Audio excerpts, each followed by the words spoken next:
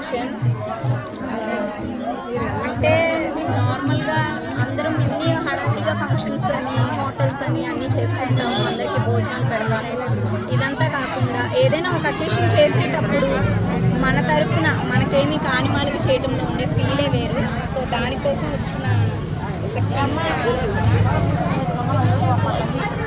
అంతే. And I'm very happy. And జై Bharat trust నుంచి నేను తెలుసుకుంది ఏంటి అంటే, రోజు హెల్పింగ్ నేచర్ అనేది ఎప్పుడూ ఒకసారి చేయడం చేద్దాం అనుకోవడం లేదు, కానీ దాన్ని అమలు చేసి రోజు దాన్ని తీసుకొచ్చి వీళ్ళ టైంని కేటాయించి చేస్తున్నారు చూసారా, రియల్లీ హ్యాండ్సమ్. నిజంగా పెద్ద ఫ్యాన్ అయ్యింది మాత్రం. నిజంగా నాకు టైం ఉంటే ఖచ్చితంగా నేను కూడా ఇలా డెఫినెట్గా మీరు కూడా అన్ని బాధ్యతలు తీరిపోయిన తర్వాత మా జై భారత్ వచ్చేయండి. జై భారత్ ఈస్ వెరీ గ్రేట్.